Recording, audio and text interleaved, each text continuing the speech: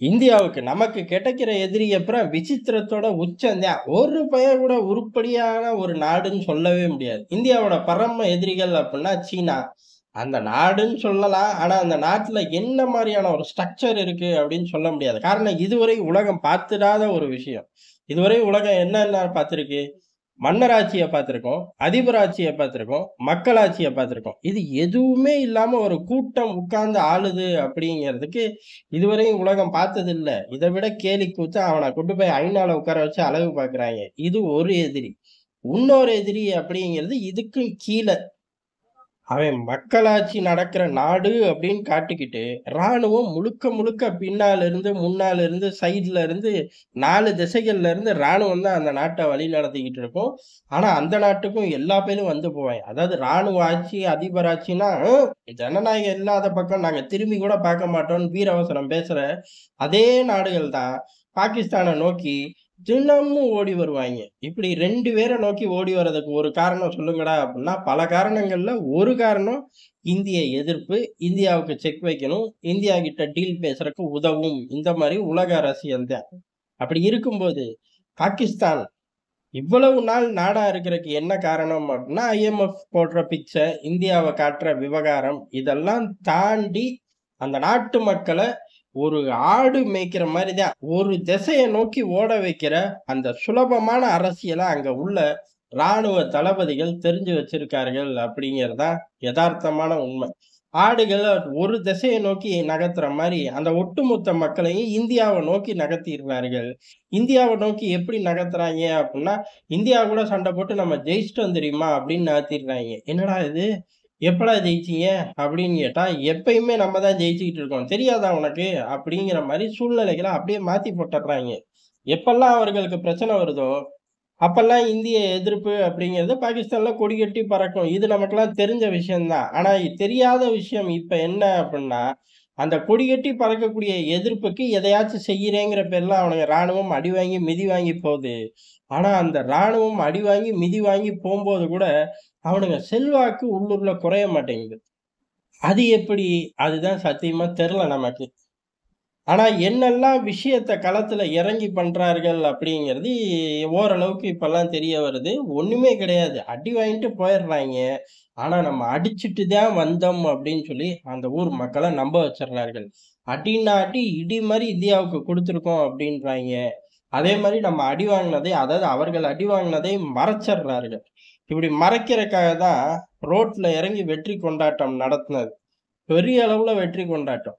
கொடிய ஆட்டிக்கிட்டு, பட்டாச போட்டுக்கிட்டு, ஜிகு ஜிகு ஜிகு ஜிகுன்னு ஆட்டிக்கிட்டு ஒரு கூட்டம் ரோடு பூரா போகவும், மத்த பையன் பூரா நம்பிருவானாட்டுக்கு. கொஞ்சம் கூட அவன் சிந்திச்சு பார்க்க மாட்டானாட்டுக்கு. அத தாண்டி தளபதிக்கு ஃபீல்டு மார்ஷலு இந்த மாரி பதவிகள் குடுத்து செல்வாக்கா காட்டும்போது, ஆட்டோமேட்டிக்கா ராணுவம் ஜெயிச்சிருச்சு அப்படிங்கிற ஒரு போதைய அந்த மக்கள் மனசுல ஏத்தி விட்டார்களாட்டுக்கு. ஏன் அப்புட்ன்னா, ராணுவத்தோட செல்வாக்கு ரொம்ப காலத்துக்கு அப்புறம் கணிசமா உயர்ந்திருக்கு பாகிஸ்தானுக்குள்ள. இவ்வளவு ஒரு கேடுகெட்ட செயல யாராலயும் செய்ய முடியாது. காரணம் என்னன்னா, இந்தியா ஒரு பக்கம் அடிச்சிருக்கு இப்ப. பஹல்காம் தாக்குதலுக்கு பதில் தாக்குதல் பெரிய அடி. இத தாண்டி தினமும் உள்ளூர்ல அடி வாங்கிட்டு இருக்காய்ங்க. பலுசிஸ்தான் ஆகட்டும், பாகிஸ்தான் தாலிபான்கள் ஆகட்டும், தினமும் ராணுவத்த தூக்கி போட்டு மிதிக்கிறார்கள். அதெல்லாம் செய்ய தான் செல்வாக்கு குறைஞ்சுச்சு. ஆசிம் முனிர ரோட்ல போற சின்ன பையன்லாம் கூப்ட்டு போய் அடிப்பான் அப்படிங்கிற ரேஞ்சுல நிலைமை டெவலப் ஆகிக்கிட்டு இருக்கும்போது, ஆட்டோமேட்டிக்கா அது அப்படியே ஷிஃப்ட் ஆயிருக்கு. ஷிஃப்ட் எதனால ஆகுது அப்படின்னா, இந்தியாவ நாங்க தாக்கிட்டோம், ஜெயிச்சுட்டோம் அப்படிங்கிறது தான். பேசாம அன்னைக்கு நைட் வந்த ஃபோன எடுக்காமயே விட்டுருக்கலாம் இந்தியா. அப்ப இப்ப என்ன பண்ணியிருப்பாய்ங்க? அதான் தெரியல நமக்கு. காரணம் ராணுவத்தோட செல்வாக்கு உயர்ந்து போச்சு. இது சர்வே நம்பலாமா? நம்பக்கூடாதா? அதெல்லாம் நமக்கு தெரியல. அந்த வெற்றி கொண்டாட்டத்த வச்சு எடுக்கப்பட்ட சர்வே முடிவுகள் ராணுவம் சிறப்பா செயல்பட்டுருச்சு அப்படிங்கிறது தான் 80க்கும் மேற்பட்டவர்களோட நம்பிக்கை, கருத்து கணிப்போட முடிவு. அதே மாரி ராணுவம் எப்போது பலமா இருக்குங்கிறது 90க்கும் மேற்பட்டவர்களோட நம்பிக்கை, கருத்து கணிப்போட முடிவு. ராணுவம் தான் பாகிஸ்தான பாதுகாக்கும் அப்படிங்கிறது 80க்கும் மேற்பட்டவர்களோட முடிவு, நம்பிக்கை. ஆக மொத்தம் திருப்பி ராணுவத்து கைக்குள்ளேயே போய் உட்கார்ந்துக்கிட்டாய்ங்க. இவனுங்களா போய் உட்கார்ந்துக்கிட்டாய்ங்களா? இல்ல செய்திகள போட்டு உட்கார வச்சாய்ங்களா? அப்படின்னு தெரியல.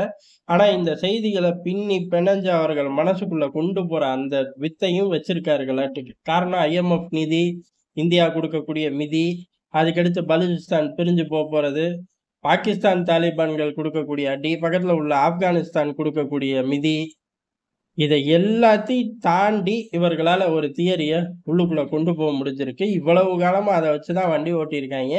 இனி வரும் காலங்கள்லயும் நாங்க வண்டி ஓட்டிருவோம். நீங்க பார்த்து ஜாக்கிரதையா இருந்துக்கங்கங்கிற மாரி தான் அவனுங்களோட செயல்புற இருக்கு. காரணம் ஆசிம் முனீரோட செல்வாக்கு கூடியிருக்கு அப்டின்னா என்ன அர்த்தம்? பஹல்காம் தாக்குதல், பதில் தாக்குதல் இந்தியா குடுக்கும்னு தெரியும். ஆனா மரணஅடி குடுக்கும் அப்படின்னு எதிர்பார்க்கல. இருந்தாலும் அந்த மரநடிய வாங்கிட்டு, ஒண்ணுமே தெரியாத மாரி உள்ளூர்ல பில்டப் பண்ணி, இழந்த செல்வாக்கே திருத்திட்டாய்ங்க அப்டின்னா, அடுத்த கட்டமா என்ன நடக்கும்? அப்படிங்கிறது தான் இங்க முக்கியமான கேள்வி. சரி, ஆசிம் முனீருக்கு செல்வாக்கு வந்துருச்சு. பாகிஸ்தான்ல உள்ள எல்லா பயலுக்கும் சோத்துக்கு அரிசி வந்துருமா வீட்டுக்கு அப்படின்னு கேட்டா வராது. அப்ப இந்த கொண்டாட்டங்கள், ஆட்டங்கள், செல்வாக்கு எல்லாம் ஒரு ஸ்டேஜ்ல ஒரு 10 நாள்ல இருந்து 10 மாசத்துக்குள்ள திருப்பி ஒரு டவுன்கிரேட நோக்கி போகும். இதுக்கு நடுவுல பலூசிஸ்தானும், தாலிபான்களும், பாகிஸ்தான் தாலிபான்களும் உள்ளுக்குள்ள அடிக்கிற அடிய பொறுத்து 10 மாசம் அப்படிங்கிறது நாட்கள் குறையும், இல்ல கூடும். அதுக்கப்புறம் மீண்டும் செல்வாக்கு அதல பாதாளத்துல போகும். அப்ப திருப்பி இன்னொரு தாக்குதலுக்கு பிளான் பண்ணுவார்களா? அப்படிங்கிற ஒரு மிகப்பெரிய கேள்வி இருக்கு. அதனால இந்தியா வந்து பாகிஸ்தான நோக்கி உஷாரா இருந்தா மட்டும் பத்தாது. நம்மளோட தேவைகள மிக விரைவில் பாகிஸ்தானுக்குள்ள முடிச்சுக்கிறது நமக்கு நல்லது. ஏன்னா இதே பார்த்துக்கிட்டு இருக்க முடியாது. நமக்கு 1000 வேலை இருக்கு.